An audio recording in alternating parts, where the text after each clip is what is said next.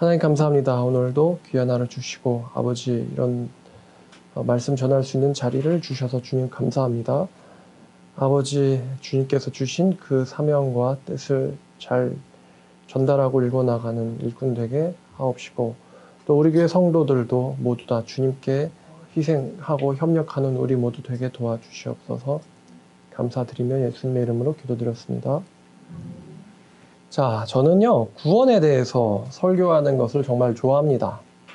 너무 구원에 대해서만 설교하면은 이게 성도들의 지식이 한쪽으로 편향될까봐 제가 절제를 하고 있습니다만 저는 매일같이 구원에 대해서 설교하고 싶어요. 지루하지도 않고 저에게는. 그리고 또한 그것이 아주 중요하기 때문입니다. 강도서로서 마지막으로 하는 설교가 역시 구원에 대해서고 아마 이 설교가 제 목회 인생을 암시할 것 같아요. 오늘 말씀의 제목이 천국 가는 것이 쉽고도 어려운 이유입니다. 천국 가는 것이 쉽고도 어려운 이유. 둘 다 근데 아무리 생각해도 말이 됩니다. 자, 여러분. 여러분 혹시 지금 세계에서 어떤 일들이 일어나는지 아세요? 그 아제르바이잔이라는 국가랑 아르메니아라는 국가랑 서로 전쟁하고 있습니다. 그리고 이제 전쟁하면서 사람들의 그 시체, 군인들의 시체가요, 질비하게 늘어져 있는 것을 유튜브가나 아니면은 여러저러 사이트에 올려요. 다 상대편 병사들이요.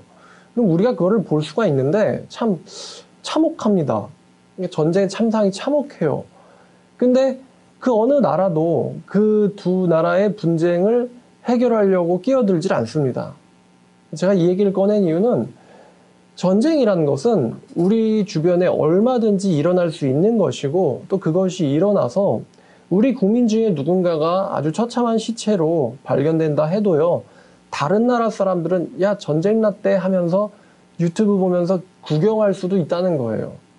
그러니까 우리나라 사람들이 만약에 전쟁 나면은 미국이 와서 슈퍼맨처럼 해결해 주지 않을까. 뭐 주변에 유엔국들이 와가지고 슈퍼맨처럼 해결해 주지 않을까. 우리는 다 해주기만 바라면 될 거야. 이렇게 생각하는 사람들이 있을 텐데요. 그렇지 않을 거라는 것이죠. 대한민국의 운명을 하나님께서는 쥐고 계십니다. 그래서 이럴 때일수록 우리에게 중요한 것이 있는데 그것은 바로 구원에 대한 점검이겠죠. 만약에 구원을 1000억을 바쳐야만 얻을 수 있다면 어떨까요? 제가 이 질문을 어저께 해봤는데 여러분도 한번 생각해 보세요. 구원을 받고 천국 가려면, 지옥 가지 않으려면 1000억을 바쳐야만 한다. 하나님께. 그리고 1000억을 버는 수단과 방법은 제한이 없어요. 1000억 가진 사람 죽여서 뺏어도 됩니다. 자, 여러분 1000억 가진 사람만 천국 갈 수 있다면은 천국 가는 사람들이 얼마나 적을까요? 여러분 한번 생각해 보세요. 1000억 벌기가 쉬울까요? 자, 쉽다고 생각하시는 분 계신가요? 1000억 버는 거 쉬운데? 라고 생각하는 사람도 분명 있긴 있을 거예요. 아마 거의 대다수의 사람들이 천국 가지 못할 겁니다. 반대로 돈으로 하긴 좀 그러니까 에베레스트 산 정상을 올라간 사람만 천국 갈 수 있다고 한다면 몇 명이나 천국 갈 수 있을까요? 일단 올라가다가 굉장히 많은 사람들이 죽겠죠. 또 장애인들도 있을 것이고요. 천국을 가게 해준다면 올라가실 분 있나요? 나는 죽어도 죽을 수 있다 할지라도 올라가겠다. 그럼 손 들어 보실래요? 만약에 에베레스트 산 정상에 올라가야만 천국 갈 수 있다면은 나는 죽더라도 갈 것이다. 죽더라도 갈 것이다. 여러분 중간에 죽으면 지옥 갑니다. 그러니까 시도가 아니고 정상을 가야 되는 거예요. 근데 아마요 이런 식으로 여러분이 뭔가를 달성해라라고 하면은 굉장히 많은 사람들이 믿을 것 같긴 하거든요. 그러니까 사람들은 자기가 뭔가를 해내는 것을 또 좋아하기 때문에 내가 했다는 그 성취감이 있잖아요. 자, 근데 다행스럽게도 구원은요 어떤 행위가 아니라 오로지 믿음으로만 받습니다. 성경 여기저기서 오직 믿음만이 우리에게 구원을 준다라고 알려주고 있습니다. 대표적으로 갈라디아서 2장 16절도 오직 예수 그리스도를 믿음으로 이제 봐야겠네요. 갈라디아서 2장 16절 사람이 의롭게 되는 것은 율법의 행위로 말미암음이 아니요 오직 예수 그리스도를 믿음으로 말미암는 줄 알므로. 자, 참고로 오직이라는 단어는 예수 그리스도와 믿음이라는 단어 두 가지를 수식을 합니다. 그래서 구원자에 있어서는 예수님 외에는 없다는 이야기고요. 그래서 이제 예수가 아닌 다른 구원자를 주장하는 집단은 다 잘못된 것이죠. 그리고 오직 방법으로서는 믿음으로만 사람이 의롭게 된다라고 성경은 말하고 있습니다. 오직 예수 그리스도를 믿음으로 말미암는 줄 알므로 우리도 그리스도 예수를 믿나니 이는 우리가 어떤 행위로서가 아니고 그리스도를 믿음으로써 의롭다 함을 얻으려 함이라. 어떤 행위로서 하나님 앞에 의롭다 함을 얻을 육체가 없느니라라고 성경은 이야기하고 있습니다. 실제로 이제 구원받을 때 오직 믿음, 아니 왜 구원받았지? 내가 뭘 했었나? 라고 질문했을 때 어떠한 대답도 머릿속에 떠오르지 않았어요. 자, 그래서 믿음으로만 갈 수 있기 때문에 천국 가는 것이 참 쉽습니다. 1000억을 벌어서 하나님께 바치지 않아도 되고요. 에베레스트 산 정상에 올라가지 않아도 됩니다. 근데 이 믿음이라는 게 또 어려워요. 왜 어렵냐면은 이 믿음을 이해하는 것도 어렵습니다. 이 믿음이라고 하는 개념을요, 이해하는 것도 어렵고 실제로 믿음을 갖고 소유하게 되는 것도 어렵습니다. 그러니까 마음에서만 일어나는 작용이긴 한데 이것이 정말로 어렵다는 것입니다. 이 믿음이. 이해하는 것도 어렵다는 거예요. 먼저 성경의 참된 믿음을 이해하기 위해서 이단들이 믿음을 어떻게 생각하는지를 알아보면 좋겠네요. 제가 어저께 구원파 신자랑 한 30분 정도 보이스톡으로 논쟁을 했습니다. 구원이 급하다고 전화해달라고 해가지고 전화해봤더니만 구원이 급한 게 아니고 논쟁하는 애였어요. 근데 되게 재밌는 사람이었는데 구원파 같은 경우 논쟁하기가, 그러니까 반증하기가 어렵다고 했잖아요. 그 사람들은 자기를 속이는 사람들이기 때문에 제가 그분에게 요한복음 1장 1절이 뭔지를 물어봤어요. 저희 교회 성도들이나 제 설교를 듣는 분들은 요한복음 1장 1절 정도는 암기하시길 바랍니다. 상식입니다. 크리스찬이라면 상식이에요. 왜 그래야 되는지를 알려드리면, 여러분 성경은 66권이라는 거 잘 아시죠? 그리고 신약 성경이 정말로 우리 복음을 믿는 자들에겐 중요할 것입니다. 근데 신약 성경은 크게는 두 부분으로 나눌 수 있는데, 전반부가 예수님의 행적인 복음서들이고요. 그 다음에 후반부가 예수 그리스도의 가르침을 사도들이 주석한 거예요. 후반부는 예수 그리스도의 가르침을 사도들이 주석한 거예요. 그걸 우리는 서신서라고 합니다. 자, 그럼 예수님의 가르침과 행적을 기록한 게 복음서들인데, 이 복음서들 중에서도 특별히 우리가 구원자로 믿고 있는 예수는 누구일까? 예수님은 누구신가? 우리가 구원자로 믿는 예수님은 누구신가에 대해서 대답을 해주고 있는 것이 요한복음입니다.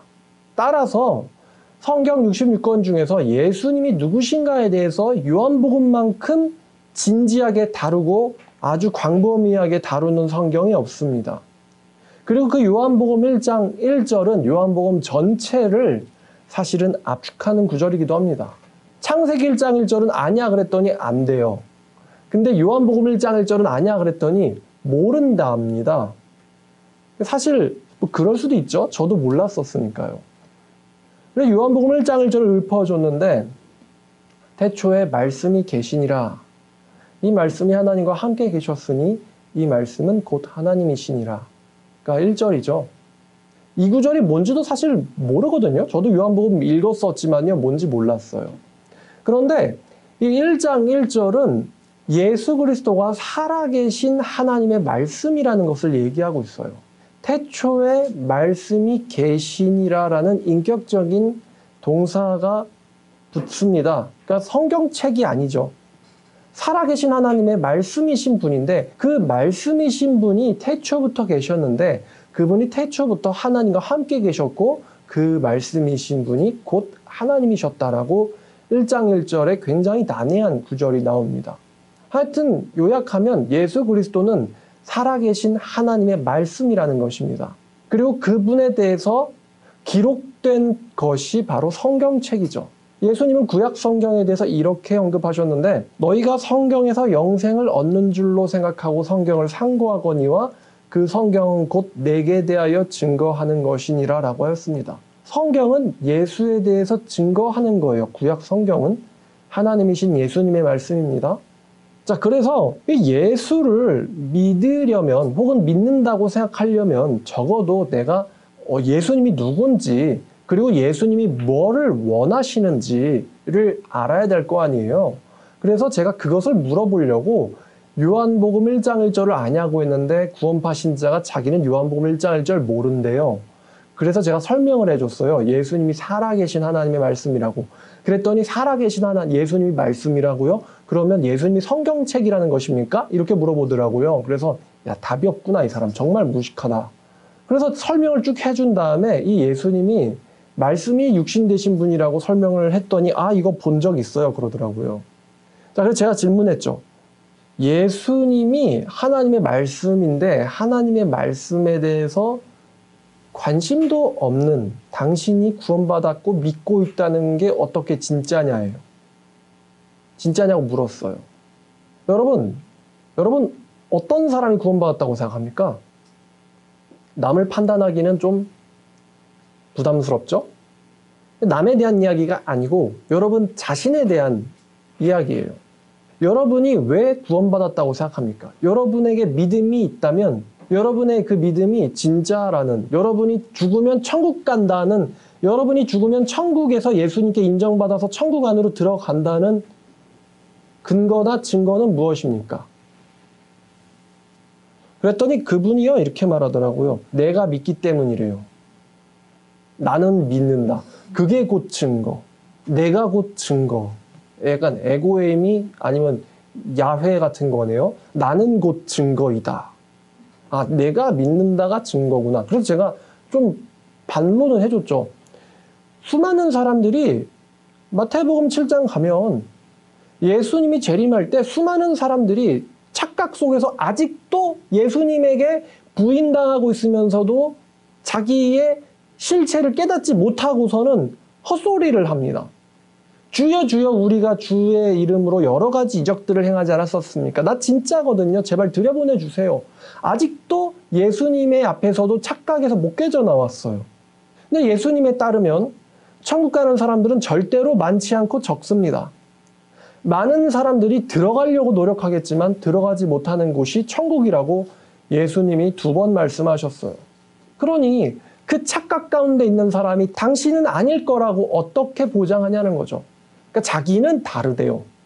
왜냐하면 자기는 그들은 거짓 믿음을 갖고 있고 나는 내가 믿는다라고 생각하기 때문이다. 나는 진짜 믿는다. 난 진짜 믿고 있다.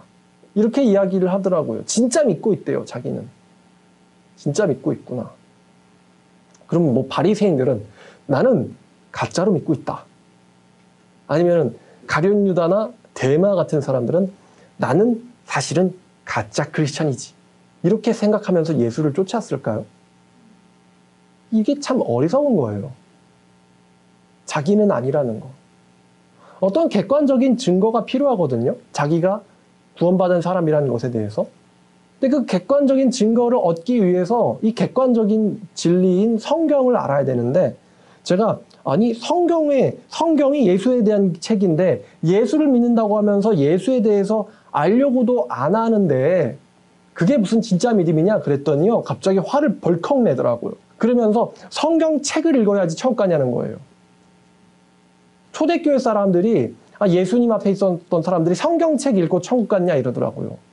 그래서 제가 아니 그 당시에는 기껏해야 기록할 수 있는 게 파피루스 같은 거밖에 없었고 파피루스 양피지 10,000원만 주면 성경책 사는 오늘 시대랑 완전 다른 시대고 북한처럼 당신이 성경 갖고 있다고 공개 총살시키는 것도 아니고 종교개혁 때처럼 성경책 갖고 있다고 잡아들여가지고 화형시키는 시대도 아닌데 그냥 10,000원만 주면 길거리에서 성경 들고 있어도 아무도 뭐라고 안 하는 시대인데 근데 그 예수님 당시 시대를 가지고 와가지고 성경책을 읽어야지 천국 가냐는 질문을 나한테 하고 있는데 그게 지금 상황에 있어서 맞다고 생각하냐.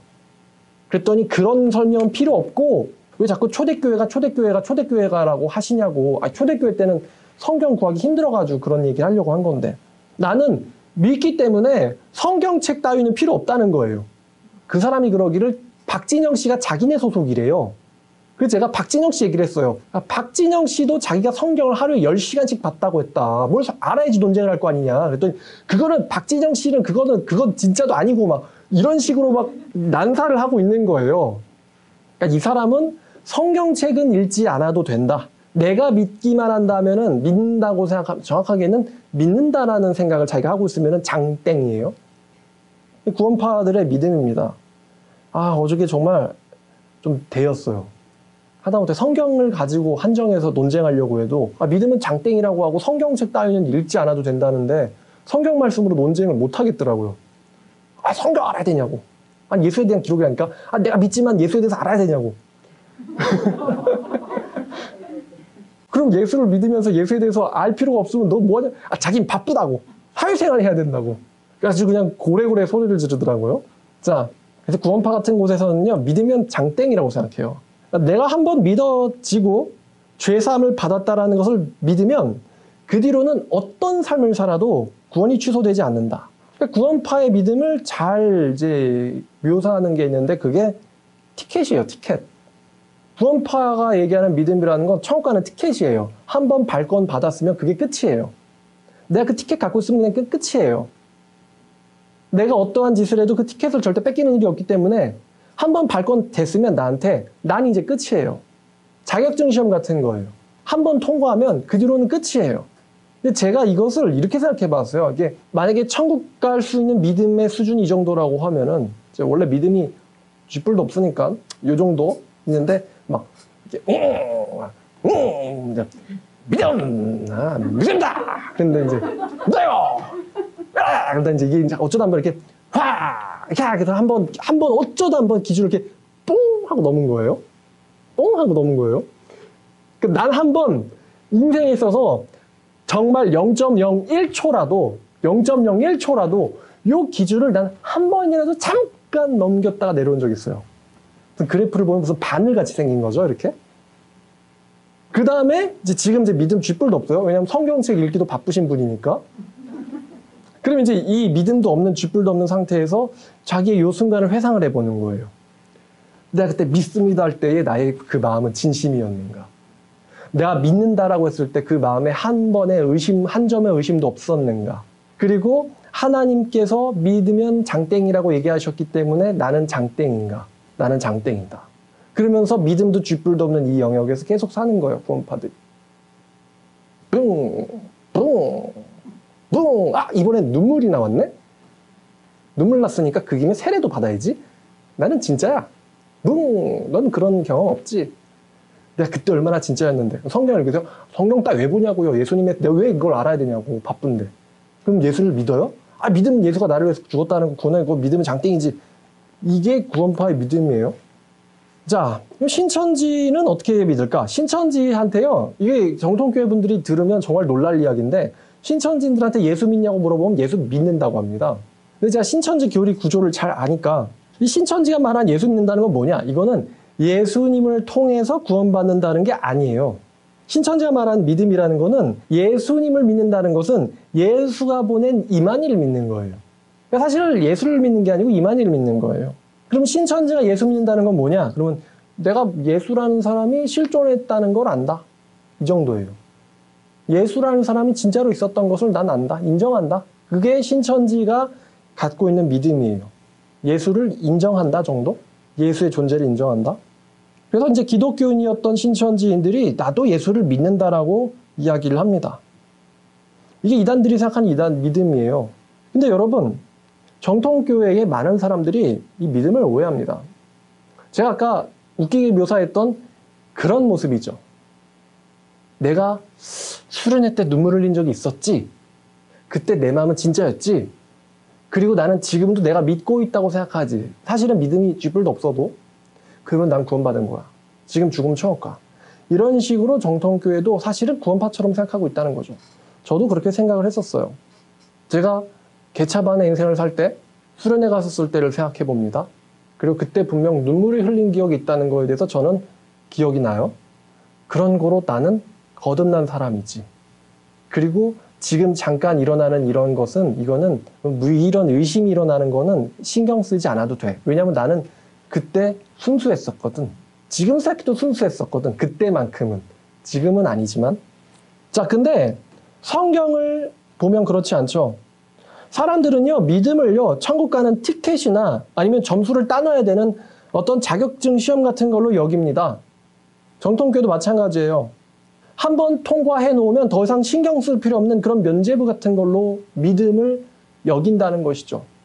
그래서 믿음이 있나요? 구원받았나요? 하면요, 제가 언급한 수준의 개념을 갖고 있어요. 근데 믿음이라는 건요, 어떤 단면이 아니고 믿음이라는 거는 스토리예요. 믿음이라는 건 스토리입니다. 그래서 내가 믿는다라고 할 때 그 믿음에는 어떤 분명 내용이 들어가 있어야 돼요. 믿어? 그럼 믿는다는 게 뭔데? 여러분, 어떤 사람이 여러분한테 와서 난 널 믿어. 그러면은 한 번 들으면 고맙겠죠? 근데 또 와서 난 널 믿어. 뭘 믿는데? 모르겠고 그냥 믿어. 모르겠지만 믿어. 여러분, 자꾸 이런 사람 옆에 있다고 생각해 보세요. 그럼 되게 짜증나지 않겠어요? 하나님의 입장이 어떻겠습니까? 전 하나님 믿어요. 그러면 하나님이 뭘 믿는데? 그냥 믿는다니까요. 그러니까 뭘 믿냐고. 믿는다고 생각한다고요. 믿는다고요. 도대체 뭘 믿는다는 건데? 아니, 그 뭐가 중요해요? 믿음이 있다면 되는 거지. 이런 식의 신앙생활을 하고 있다면 하나님 얼마나 짜증내시겠어요? 믿음은 스토리이기 때문에 어떤 내용이 있습니다. 성경을 보니까 이 믿음이라는 건요, 어떤 인쇄되어가지고 이렇게 코팅한 것처럼 딱 압착해서 믿음이라는 글자가 찍혀있는 코팅된 종이가 아니고요. 믿음은요, 세포처럼 마음속에 살아있는 것이고 유기적인 것이고 유동적인 것입니다. 유기적인 것이고 유동적인 것입니다. 유기적이라고 하면 믿음이 우리의 전 삶에 있어서 연결되어 있기 때문이에요. 전 삶에 있어서 영향을 미치고 연결되어 있기 때문이고 열기설기 얽혀 있어요. 얼기설기. 그리고 유동적이라고 하면 이 믿음은요, 끊임없이 살아서 움직입니다. 끊임없이 살아서 움직이고 이 믿음은 또 성장을 할 뿐만 아니라 이 믿음은 또 활동을 합니다. 예수님도 믿음을 크기로, 겨자씨의 크기로도 비유하신 적이 있어요. 믿음은 성장을 하고 활동을 하고 움직입니다. 믿는다! 믿어본 적이 있다! 이게 아니라는 것이죠. 여러분, 성경에서 아브라함이라는 사람이 믿음의 조상인데 아브라함의 믿음이 뭔가요? 한번 현대교인이나 구원파 사람처럼 생각해보면은 하나님이 살아계신다는 걸 믿는다. 그러므로 난 구원받았다. 장땡. 이게 성경의 창세기가 이야기하고 있는 아브라함의 믿음인가요? 하나님이 있지. 장땡. 이게 성경이 말하는 믿음이 아니에요. 하나님의 약속을요, 아브라함은요, 지속적으로 믿었습니다. 창세기 12장을 보면 12장 1절부터 4절까지를 읽어볼게요. 여호와께서 아브라함에게 이르시되 너는 너의 고향과 친척과 아버지의 집을 떠나 내가 너에게 보여줄 땅으로 가라. 자, 하나님이 아브라함에게 일렀기 때문에 하나님이 계시네? 이거는 당연한 거죠. 그런데 하나님이 그냥 자기의 계심을 나타낸 게 아니고 어떤 명령을 합니다. 구체적인. 땅으로 가라. 내가 너로 큰 민족을 이루고 너에게 복을 주어 내 이름을 창대하게 하리니 너는 복이 될지라. 너를 축복하는 자에게 내가 복을 내리고 너를 저주하는 자에게 내가 저주하리니 땅의 모든 족속이 너로 말미암아 복을 얻을 것이라 하신지라. 그러니까 지금 하나님이 나 살아있다? 이게 아니고 어떤 것을 명령하면서 그 명령을 믿을 만한 이유를 설명을 해주십니다. 그러자 4절 처음에 뭐라고 시작되죠? 이에 아브라함이 여호와의 말씀을 따라갔고, 어떤 내용이 있어요. 스토리가 있습니다. 따라갔고 롯도 그와 함께 갔으며 아브라함이 하란을 떠날 때에 75세였더라. 자, 아브라함이 75세에 하나님을 따랐죠. 그런데 아브라함이요, 난 하나님을 따랐으니까 장땡 끝, 천국 가네, 구원받았네 끝, 이렇게 생각했나요? 아브라함의 믿음의 시험은 계속되고 100살 때에도 됐고요. 아브라함은 하나님이 자기에게 주신 약속을 갈대아 우르에서 나와서부터 죽는 날까지 믿었어요. 죽는 날까지 믿었어요. 아브라함은 75세 때 나타나신 하나님을 아브라함은 죽는 날까지 믿었단 말이에요. 한순간 믿었으니까 그걸로 됐다. 이제 더 이상 점검할 필요 없다. 이게 아니라 아브라함은 죽는 날까지 믿었다는 것이죠. 야곱도 마찬가지입니다. 야곱이 하나님이 살아계시네, 나타났네 끝, 이게 아닙니다. 하나님께서 야곱에게 약속을 해줬거든요. 아브라함에게 그랬던 것처럼 약속을 해주시는데 약속을 받은 야곱이 브엘세바를 떠날 때부터 130세가 넘어서 요셉을 만나서 죽을 때까지요 믿었어요. 하나님을. 야곱은요 믿음을 평생 갖고 있었어요.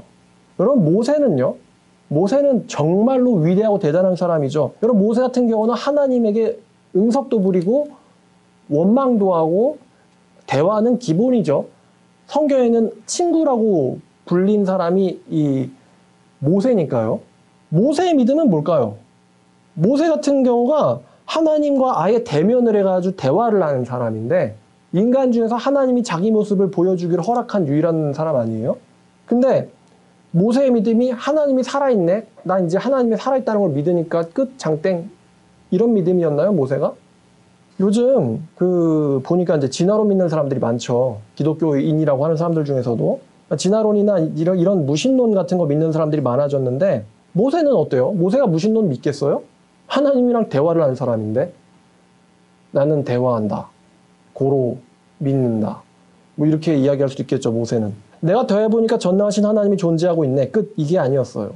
하나님이 존재한다는 것을 믿는 것이 아니라 하나님의 약속도 믿고 백성들과 고생을 같이 하는 거예요. 고생을 같이 하는 거예요. 고생을. 히브리서 11장 25절을 보면은 이 모세의 믿음이 뭔지를 조금 설명해 줍니다. 모세는요, 하나님의 백성들과 함께 고난받기를 잠시 동안 죄악의 낙을 누리는 것보다 더 좋아하고 라고 성경은 말합니다. 히브리서 전체가 믿음장인데 이 믿음은 신약 성도들의 믿음의 이제 예시예요. 신약 성도들의 믿음의 모본입니다. 모세가 갖고 있던 믿음은 하나님은 존재하네 내가 믿고 있는 땡이 아니라 하나님의 백성들과 고생했다는 거예요. 여러분들 고생이란 두 글자지만 몇 년입니까?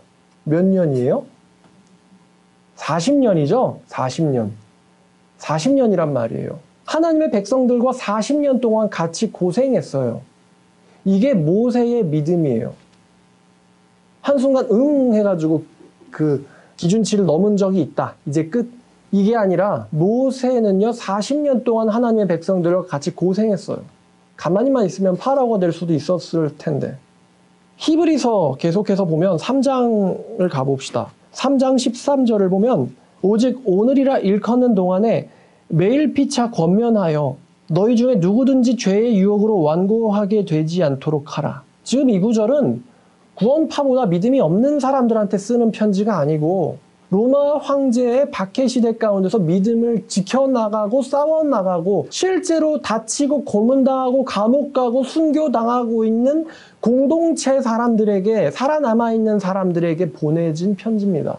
그러한 대단한 믿음을 가진 사람들에게 사도는 이렇게 권합니다. 오직 오늘이라 일컫는 동안에 매일 피차 서로 권면하여 너희 중에 누구든지 죄의 유혹으로 완고하게 되지 않도록 해라. 우리가 시작할 때에 확신한 것을 끝까지 견고하게 잡고 있으면 그리스도와 함께 참여한 자가 되리라.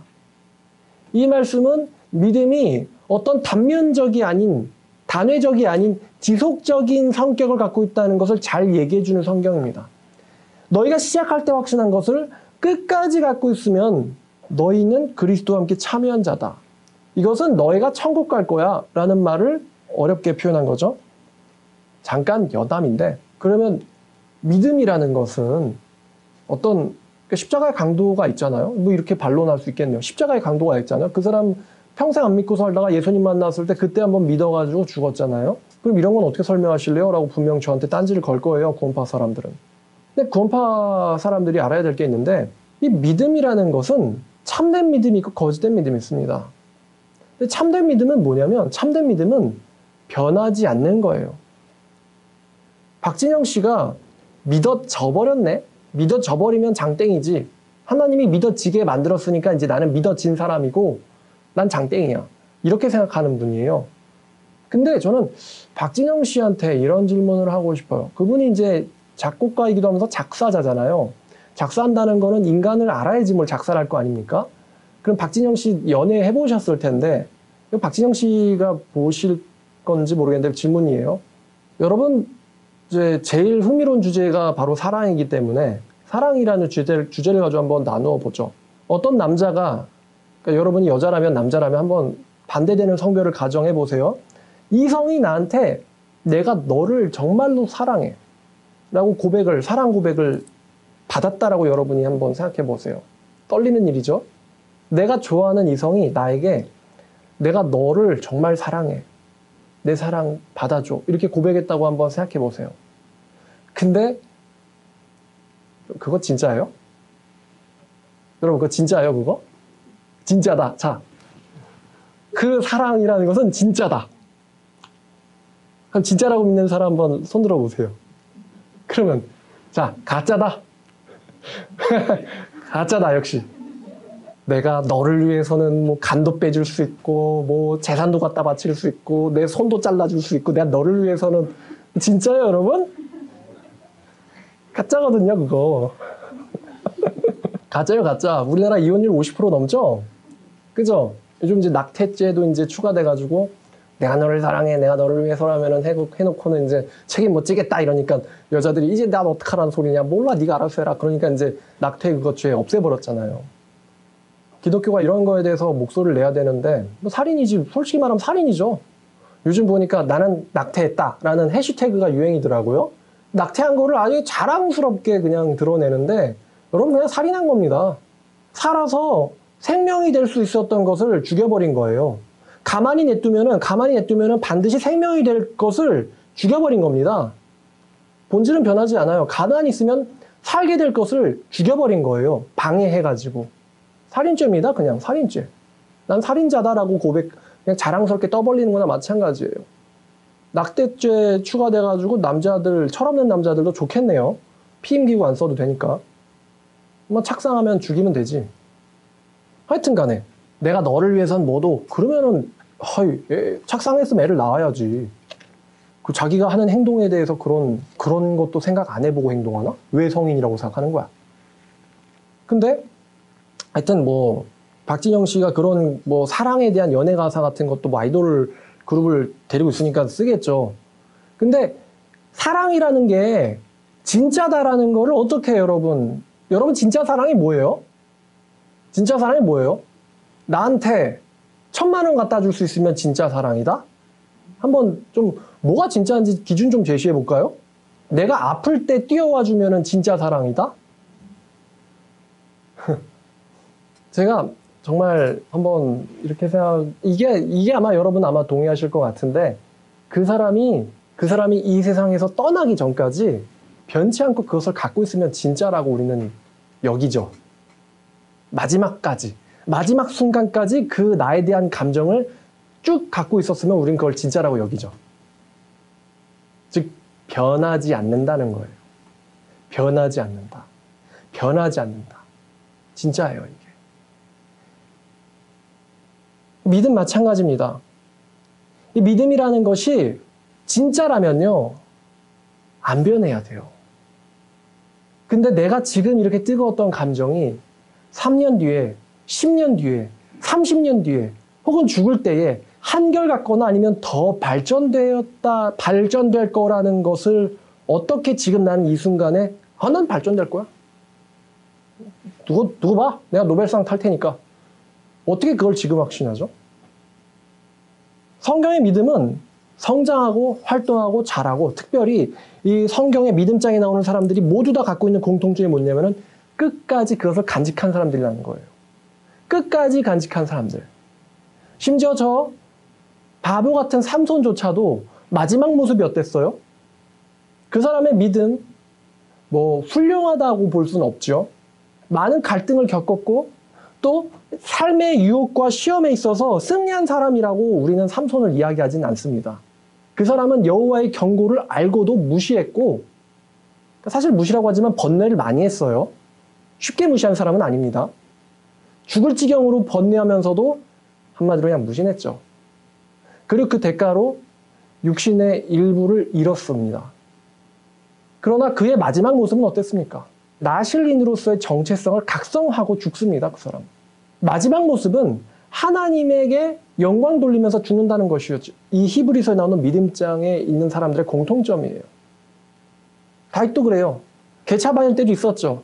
그러나 마지막 모습은 솔로몬아, 여호와의 말씀을 지켜라. 그리고 그에게서 떠나지 마라. 라는 말을 유언처럼 남기고 죽습니다. 솔로몬도요, 개차반처럼 살았죠. 그러나 마지막 모습은 어떤가요? 내 아들아, 여호와의 길에서 떠나지 말고 그의 징계를 싫어하지 마라. 돌아오잖아요. 검은 머리의 시절이 다 헛되니라. 자기 삶을 이야기한 거겠죠. 히브리서 6장, 지금 3장을 펴고 있는데 6장 11절을 보면 6장 11절도 마찬가지입니다. 우리가 간절히 원하는 것은 너희 각 사람이 동일한 부지런함을 나타내어 끝까지 소망의 풍성함에 이르러 게으르지도 아니하고 믿음과 오래 참음으로 말미암아 약속들을 기업으로 받는 자들을 본받는 자 되게 하려는 것이니라. 지금 히브리서 본문은요, 예수를 믿지 않는 사람들이 아닙니다. 예수를 믿기 때문에 고난과 박해를 겪고 있는 사람들에게 쓰는 편지예요. 근데 지금 이 사람들에게 히브리서 기자는 너희 믿음 없다라고 말하는 것이 아니라 너희들이 끝까지 이 소망에 대해서 부지런함을 나타내라고 말하고 있어요. 소망에 대해서 부지런하게 믿으라라고 얘기하고 있어요. 그리고 그 풍성함에 이르러서 게으르지 아니하고 이 믿음과 오래 참음으로 말미암아 약속들을 기업으로 받는 자들을 본받는 자가 되게 하려는 것이니라. 오래 참음이 들어있어요. 믿음 안에는. 오래 참음. 한순간 그냥 딱 치고 올라갔으면 끝이다 라고 하면 오래 참음이 왜 필요합니까? 아까 창세기 12장 읽었는데 제가 4절에서 첫 번째 단어가 뭐라 그랬죠? 이해. 그죠? 이해. 이해라는 것은 어떤 거에 대한 반응 아닙니까? 하나님의 약속을 제시받았고 이에 아브라함은 여호와의 말씀을 따라갔다 라고 12장 4절은 말하고 있어요. 제자들은 어떻습니까? 유명한 말이 있죠. 나를 따라오라. 내가 너희를 사람을 낚는 어부가 되게 하리라. 그 말씀을 들었을 때 제자들이 어떻게 했습니까? 그물을, 배를, 아버지를 버려두고 예수를 따라갔다고 합니다. 이들 마음 안에는 믿음이 있죠. 물론 그 믿음도 한번 쟁기질을 당하긴 합니다만 믿음이 없는데 예수님을 따라갑니까? 가겠습니까? 믿음이라도 하는 마음에 그건 있었어요. 근데 아까 구원파 신자 같은 경우라면요. 구원파 신자가 만약에 바닷가에 있었다면 이렇게 얘기했겠죠. 저 당신 믿어요. 근데 따라가라고요? 전 사회생활 해야 되니까 바쁩니다. 이렇게 하겠죠. 내 안에 믿음은 있잖아요. 여러분 믿음만 있어서 구원이라면 왜 예수님이 나를 따라오라고 했을까요? 나 믿지? 네, 오케이, 안녕. 이렇게 하셔야죠. 나를 따라와라 했는데 그들은 예수를 따랐어요. 아브라함도 마찬가지입니다. 하나님이 나 믿지? 네, 오케이, 갈대아우르 잘 살아. 이렇게 말씀하신 게 아니고 약속을 제시해 주면서 나와라 라고 했어요. 그러자 아브라함의 반응은 이해. 모든 것을 버려두고 하나님을 따라갔어요. 그러니까 믿음이 어떤 무슨 고등어 단면 자르듯 이런 겁니까? 아니면 지속적이고 유기적이고 유동적입니까? 지속적이고 유기적이고 유동적이고 전 인생적이에요. 현대인들의 믿음이 이래요. 구원파 신자처럼 배에 앉아가지고요. 믿어요. 배에 앉아가지고 구물 기부면서 예수님 오셨어요? 저 믿어요. 당신 구원자라는 거 믿어요. 믿는다니까요. 근데 왜? 제가 바빠요. 제가 사회생활 하니까 따라가진 않을게요. 하지만 따라가진 않지만 제가 믿어요. 쫓아가면 혹시 제가 일을 할 수 있나요? 돈 벌어야 돼서. 막 못할 거. 그럼 좀 저 다음에 다시 걸어주시겠어요? 이렇게 말하지 않겠습니까? 현대인들이라면은. 예수님이 나를 따라오라라고 얘기할래도 현대인들은 너무 바빠서요. 따라갈 사람이 없으니까 예수님이 무안해가지고 말을 못 하시는 것 같아요. 근데 제자들은 즉각 버려두고 쫓아갔죠. 만약에 여러분들에게 예수님이 나타나서 나를 따르라 그러면은 여러분 따라가시겠습니까? 그 사람이 진짜 예수라고 하면은 따라가지. 따라가면 천국 장땡인데. 그렇게 생각할 수도 있겠지만 분명히 따라가면 제 결혼 문제는 해결해 주시나요? 따라가면 제 직장 문제나 취업 문제나 이 집이 좀 필요한데 집 문제는 해결해 주시나요? 예수님 따라가면 월급 주세요? 연봉은 어떻게 돼요? 협상합시다. 분명히 이럴 것 같아요. 예수님이 나를 따르라고 했을 때 자기가 하던 것 모든 것을 버려두고 베드로는 아내도 있었죠. 버려두고 예수를 쫓았어요. 그게 믿음이에요. 제가 이 설교를 준비하다가 갑자기 문득 생각난 어떤 영화의 대사가 있습니다. 애니메이션의 대사기도 해요. 알라딘 다 보셨죠? 알라딘. 만화로도 있고 또 영화로도 있죠.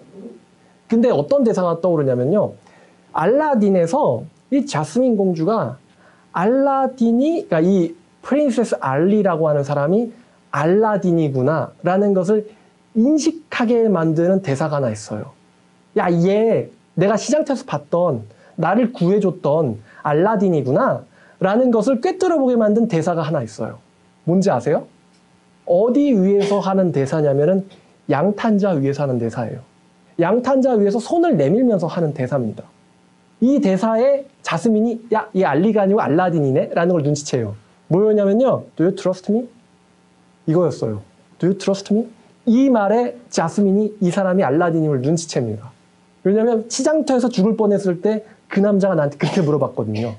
Do you trust me? 그러면서 손을 내밀어요. 여기서 trust는 believe죠. 너 날 믿나요? 자, 여기서 믿는다는 게 뭘까요? 이 장면에서. 궁전에만 앉아가지고 Yes, I trust you. 이렇게 말하는 것이 아니고 어떤 행동이 뒤따르죠? 손을 내밀면서 상대가 나에게 손을 내밀면서 Do you trust me? 이러면은 이게 그 다음에 뭐가 따라오는 건가요? 그 다음 씬은 공주가 양탄자의 매직 카펫에 올라가는 씬이에요. 그럼 그 다음 씬은 뭐죠? 굉장히 신나는 하늘 여행을 하죠. 자, 여기서 믿는다는 것은 매직 카펫을 타면 안 떨어진다, 안 죽는다는 것을 인식하는 게 아니고요. 알라딘의 손을 잡고 양탄자를 타는 겁니다. 믿는다고 하면서 왕궁에만 가만히 앉아 있으면요. 하늘을 날 수도 없고 무엇보다도 남편을 못 만나죠. 그 씬에서 모든 게 바뀌어버리거든요. 사실 자스민은 이 알리를 탐탁치 않게 생각하고 있었죠. 그리고 알라딘이죠. 알라딘도 야 망했다 이러면서 에이 가야지 내 꼴에 무슨 공주야 이러면서 포기하려고 했거든요. 근데 그거를 바꿔준 결정적인 대사가 Do you trust me였어요. 그러니까 거기서 양탄자위로 안 올라갔으면 남편 못 만났죠. 자스민은. 자파의 음모로부터 궁을 구해내지도 못했을 것이고 영화가 엉망이 됐겠죠. 자, 이 믿는다고 하면요. 테라스 밖으로 나가서 양탄자 위로 발을 디뎌야 되는 것입니다. 그래야 특별한 경험을 할 수 있습니다. 하게 됩니다. 사도 바울은요. 이 아브라함의 유기적이고 유동적이고 전인격적이고 전인생적인 이 믿음을 현대 크리스찬의 믿음과 동일하게 연결시킵니다. 그 부분이 아주 중요한 부분인데 바로 로마서예요. 제가 로마서 4장에서 믿음이라고 하는 삶의 지경이 확장됐었는데 로마서 4장 21절부터 24절까지 보면요. 21절부터 24절까지 약속하신 그것을 또한 능히 이루실 줄을 확신하였으니 그것이 그에게 의로 여겨졌느니라. 그에게 의로 여겨졌다 기록된 것은 아브라함만을 위한 게 아니오. 자, 아브라함의 믿음이 의로 여겨졌다. 아브라함의 믿음을 하나님이 사셨다. 그래서 아브라함의 구원을 주셨다라고 기록된 것은 아브라함만을 위해 기록된 게 아니고 의로 여기심을 받을 우리도 위함이다. 그러면서 사도 바울은 자, 아브라함이 갖고 있던 개인적인 어떤 메시지가 있었죠. 하나님이 너 나올래 할 때 어떤 메시지를 주면서 약속을 했어요. 우리 하나님 약속하기를 참 좋아하시는 하나님이에요. 약속쟁이에요. 참 좋아하세요. 약속을. 근데 아브라함의 약속이 우리 신약 성도들에게는 어떻게 적용되냐? 하나님이 우리들에게는 너 성남시에서 서울시에서 나올래? 이민 갈래? 이렇게 나오시지 않아요. 그 어디에도 지상천국은 없다는 것을 우리가 잘 알고 있기 때문에 하나님도 아시기 때문에 그 아브라함에게 주셨던 약속이 이렇게 바뀝니다. 곧 예수 우리 주를 죽은 자 가운데서 살리신 이를 믿는 자니라.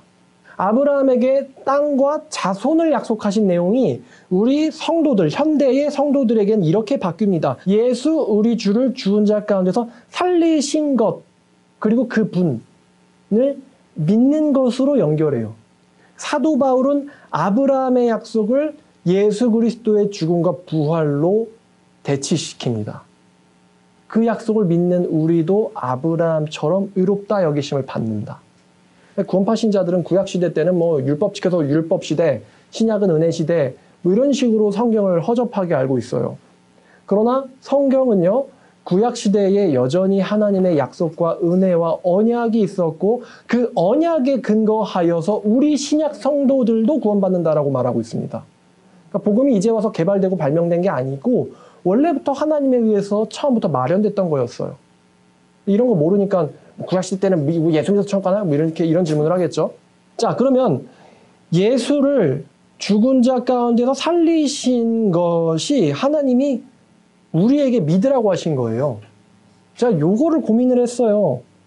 아브라함이 믿어야 될 것은 하나님의 자손과 땅에 대한 믿음이었는데, 그럼 우리가 믿어야 될 내용은 뭘까? 우리가 믿어야 될 내용은요, 하나님이 계신 걸 믿기만 하면, 아니면 예수님이 나를 위해서 죽었다는 것을 믿으면 장땡, 이런 믿음이 아니라 또 짐을 꾸려가지고 여기서 떠나는 게 아니라 뭘까요?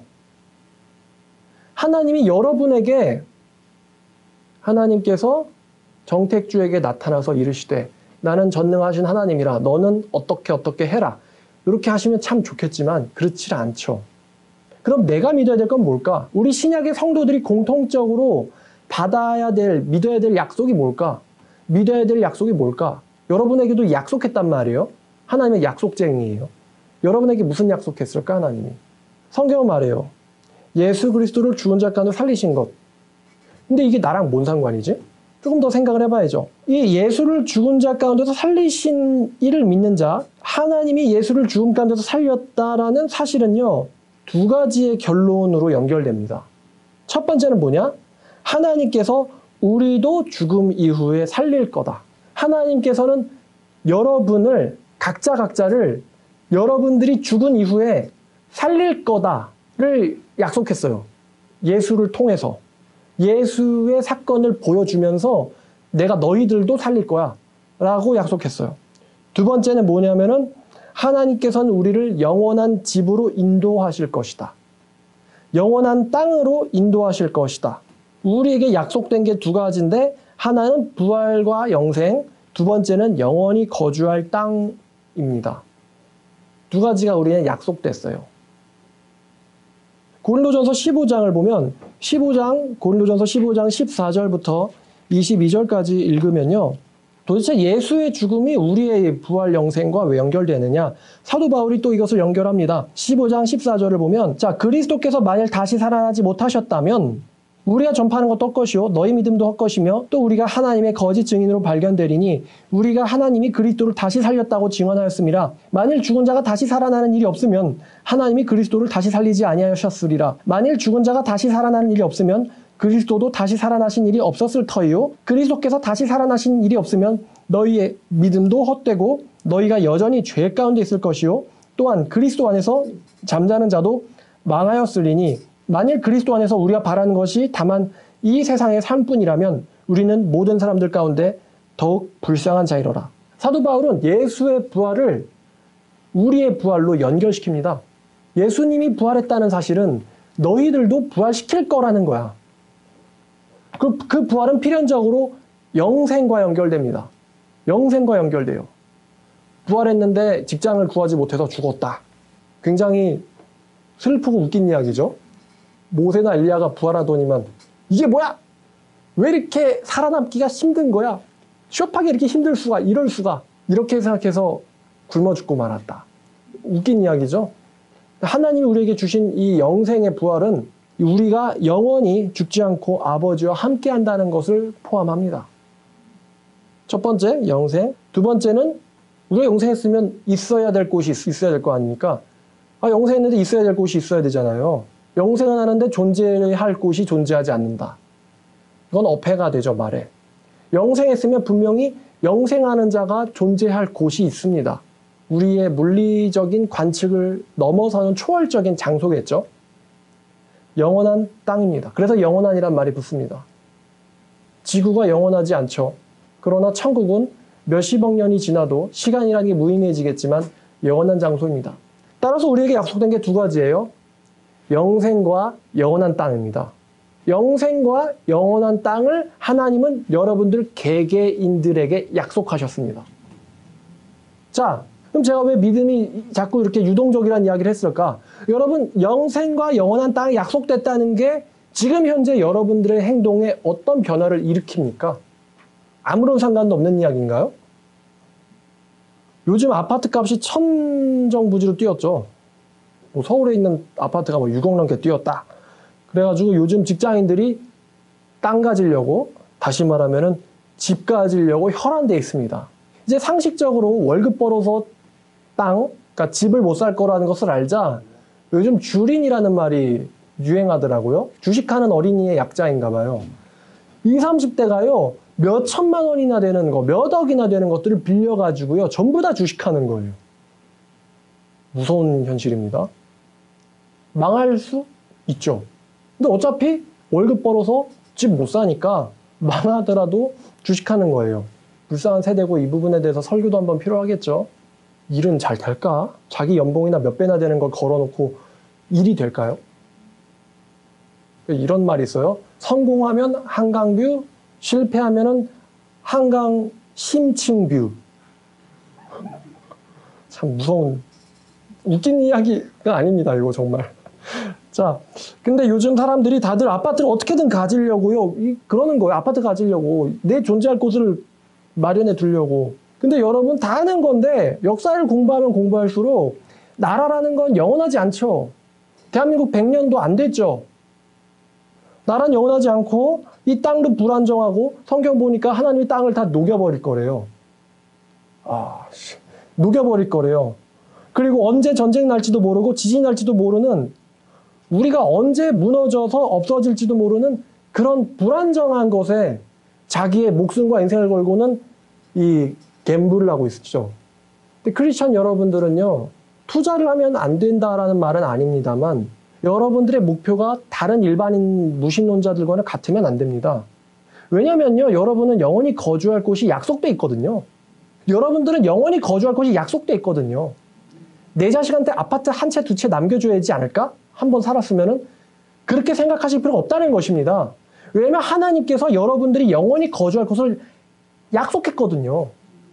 남들처럼 무리하게 자살 위험 감수해 가면서 그런 불안정한 것을, 물거품 같은 것을 쫓을 필요가 없다는 것입니다. 여러분들에게 약속된 영원한 집이 있습니다. 요한복음 14장에서 내가 너희에게 말해줄 게 있는데 우리 아버지 집에 거할 곳이 없대요, 많대요? 많다고 했죠? 만약에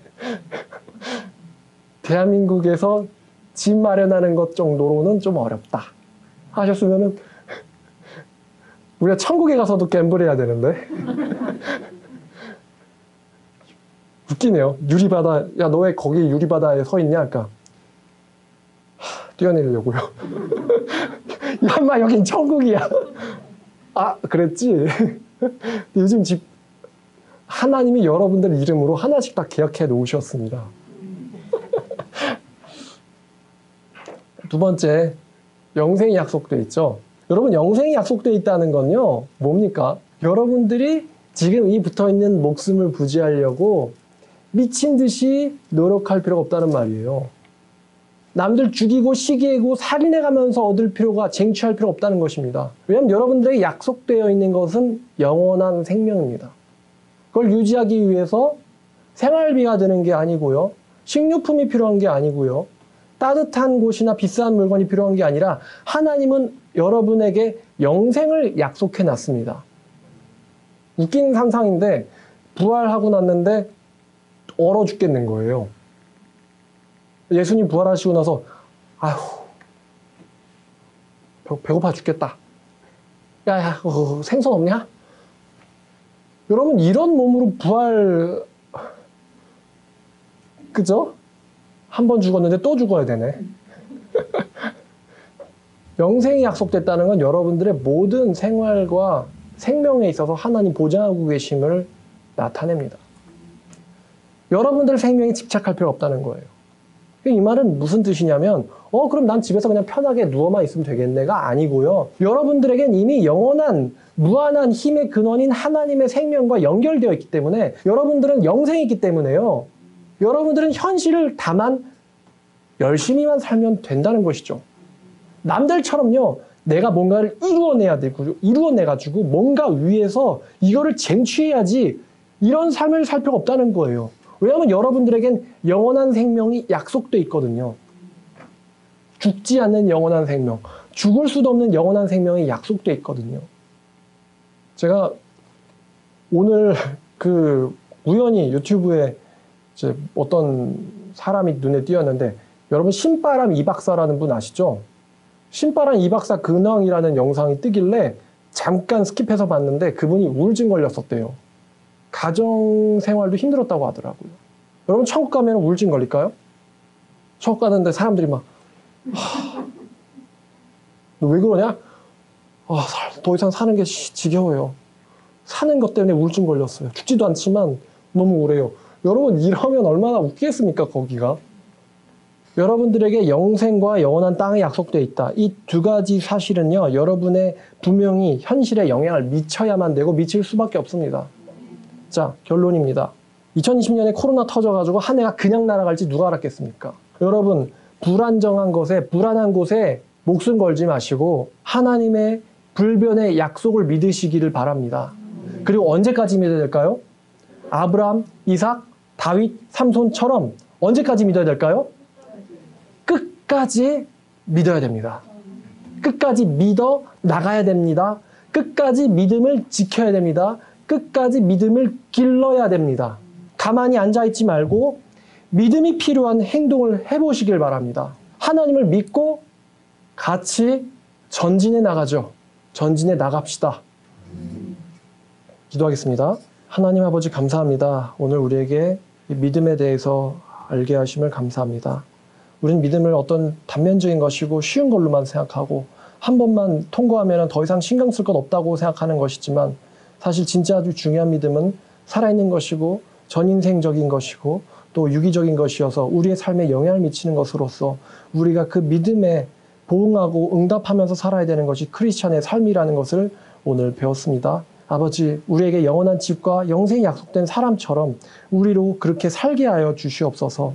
믿음 없는 사람들처럼 세상 것에 정신 팔려서 그것들을 쫓다가 소중한 것을 잃어버리는 어리석은 자들 되지 않게 하시고 하나님께서 약속하신 변치 않는 가치를 가진 그것을 향해서 나아갈 수 있는 우리 모두가 될 수 있도록 도와주시옵소서.